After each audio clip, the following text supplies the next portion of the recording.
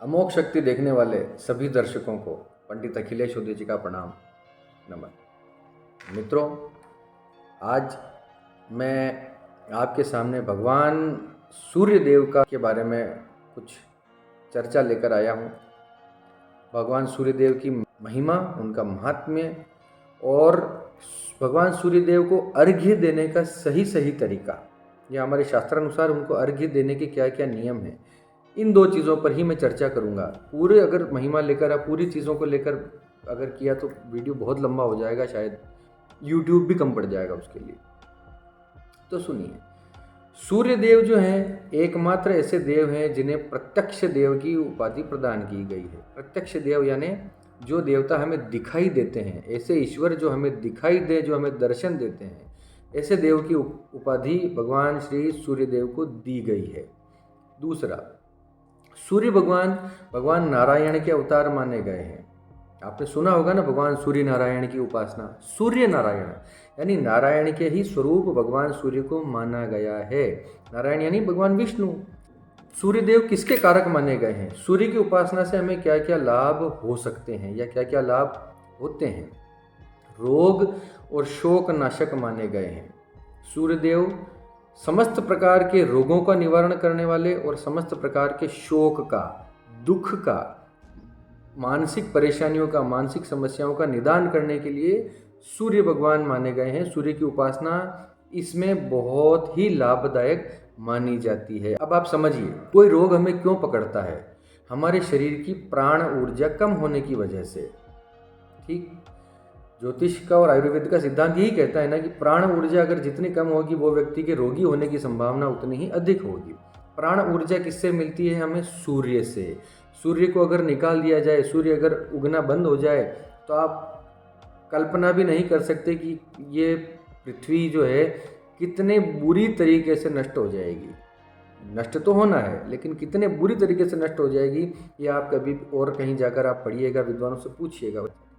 तो सूर्य की जो ऊर्जा है, सूर्य की जो तरंगे हैं, सूर्य की जो पावर्स हैं, वो हमारे पूरी पृथ्वी पर इतना ताप और इतनी ऊर्जा हमें दे रही है कि हमें इतनी शक्ति हमें देती है कि हमारा पूरा संसार चल रहा है। ये अगर कम हो जाएगी तो अपने आप रोग प्रतिरोधक क्षमता कम हो जाएगी, रोग बढ़ेंगे। तो आप मान के चलिए कि सूर्य की उपासना रोगों के उपचार के लिए, रोगों को ठीक करने के लिए, या भविष्य में हमें रोग कोई ना लगे, इसके लिए सूर्य की उपासना बहुत ही प्रशस्त मानी गई है।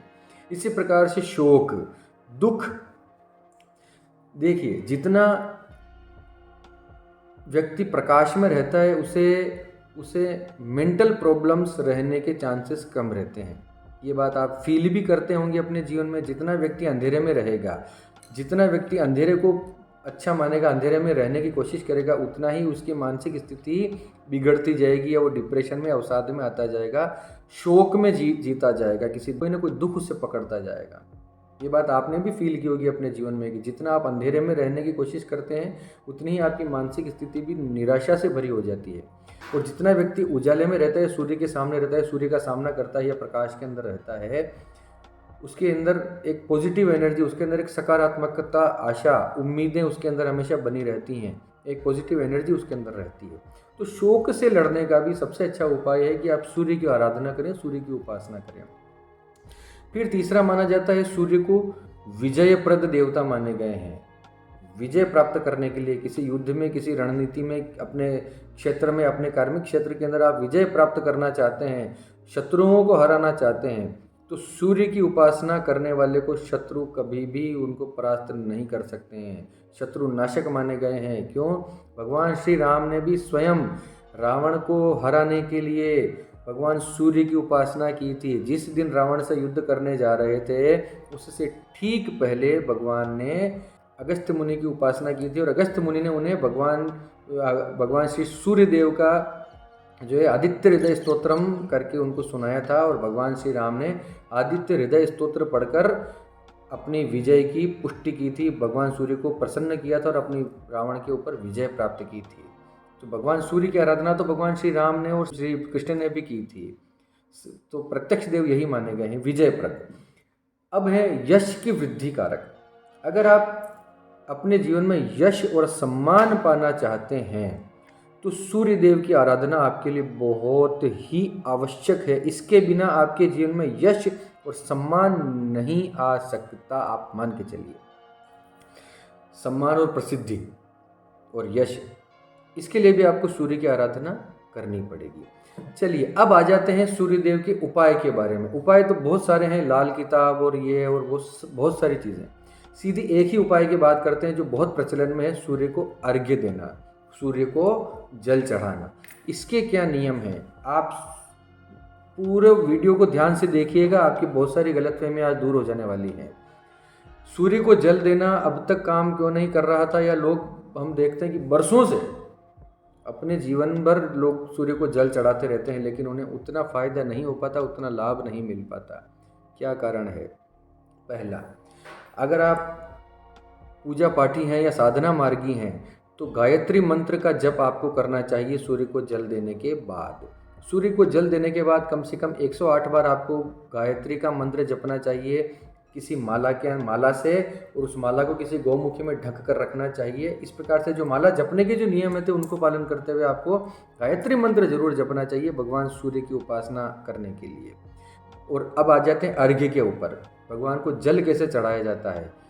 जल देने का जो हमारा शास्त्रीय नियम है, ब्रह्म वैवर्त पुराण में दिया गया है, वो ये है कि सूर्योदय से पहले जब आकाश में तारे दिख रहे हों उस समय पे जो सूर्य को जल चढ़ाया जाता है वो उत्तम प्रकृति का होता है। जब सूर्य उग जाता है या उगने की स्थिति में होता है या थोड़ा सा दिखाई देने लगता है, तब जो जल चढ़ाया जाता है वो मध्यम होता है। और जब सूर्य पूर्ण रूप से उग जाता है, ऊपर आ जाता है, क्षितिज से ऊपर आ जाता है, उजाले उजाले में जो सूर्य को जल चढ़ाया जाता है उसकी प्रकृति अधम होती है, नीच होती है। यानी काम नीच नहीं है, ये कार्य नीच नहीं है, सिर्फ इसकी पावर्स, जो इसकी स्ट्रेंथ है वो उसी प्रकार से बढ़ती और घटती है। सूर्योदय से पहले जब तारे आकाश में दिख रहे हों, ब्रह्म मुहूर्त में जो भगवान को सूर्य को जो जल चढ़ाया जाता है वो उत्तम प्रकृति का होता है, 100% वो बलि होता है, उसकी पावर 100% होती है। इसी प्रकार जब आप सूर्य उगने वाला होता है या हल्का सा दिखने लग जाता है या उस समय पे जब आप सूर्य को जल चढ़ाते हैं तो उसकी पावर मध्यम होती है, उसका बल 50% के लगभग ही होता है।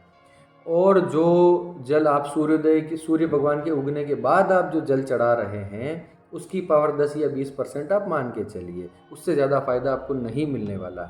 इसलिए सबसे बड़ा कारण है सूर्य को जल चढ़ाने के परिणाम प्राप्त न होने का वो यही है कि आधी से ज़्यादा दुनिया सूर्य को देखते हुए जल चढ़ाती है।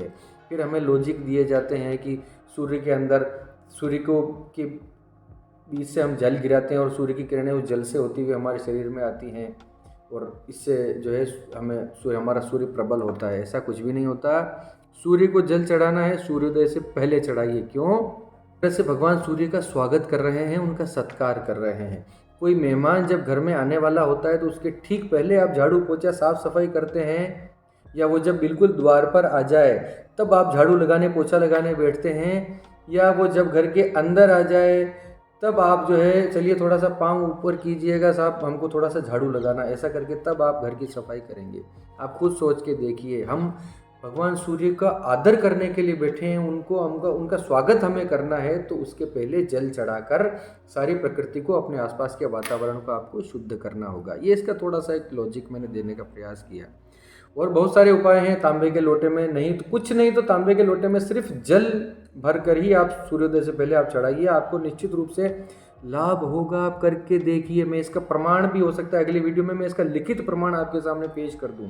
ये ब्रह्म वैवर्त पुराण में ऐसा लिखा है, आप कीजिए, निश्चित रूप से आपको इसी से फायदा होगा। तो आज हमने सूर्य की काफ़ी बातें कर ली। बातें तो बहुत हैं, लेकिन जो मेजर थी, जो हम आम जीवन में हम रोज़ अपनाते हैं, करते हैं, उसी से संबंधित एक छोटी सी बात मैंने करने का प्रयास किया। आप इसको भी पालन कर लें, इसी वीडियो से भी आप कुछ थोड़ा समझ लें, आपको बहुत लाभ होगा। इसी के साथ आप सभी के मंगल की कामना करता हुआ मैं पंडित अखिलेश योगेश आपसे विदा लेता हूँ।